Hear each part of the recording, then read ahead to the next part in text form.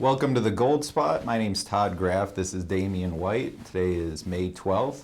And we're just going to get right into it today. The biggest topic on everybody's minds right now is inflation. You know, we're all seeing it in the news. We all see it day to day as we, grocery store, everything. And Damian really understands the data, and he can explain a little bit more about what's going on. Damian, what have you been seeing with inflation? Yeah, well, absolutely. I mean, inflation does seem to be the predominant thing on everyone's mind, going down from not only consumers, but also, it's talk with the Federal Reserve. Their main point is that it's transitory, meaning that it's going to be short-lived. And we're still on the fence to see what really happens. But with the consumer price index that came out today, came out about 0.8% higher, a hot number than had originally been anticipated. And those figures have been consistent all year. So every month they've been 0.5%, 0.6% higher. Cumulatively, we're looking at around 6% inflation if everything stayed the same this year, which is way above what the Federal Reserve is got their. They're trying to let it run hot above 2%, but most people know that these numbers have been manipulated. They're not taking into consideration a lot of factors. As the world has been opening up, we're using a lot more oil. Those prices have been rising. Now with this hack that went on with the Colonial Pipeline, that's causing gas prices to go up. That's a hidden tax for everybody, especially the poor people, or poor part of the population, which is going to create more pricing pressures around everything. Another big one is housing. Everyone's very familiar with the prices of housing going up.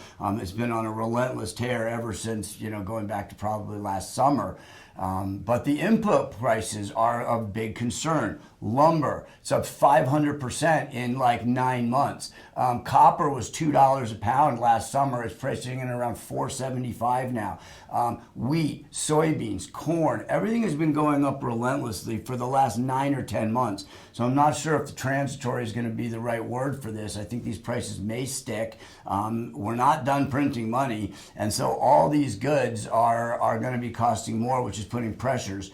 And there's only a couple ways to correct that. The market's going to make interest rates go up, which the Fed can't allow. We're seeing our client base really start to be concerned about this. Foot traffic on the ground here at our brokerage here in Arizona, concerns are rampant from every client coming in the door. They're scared about inflation.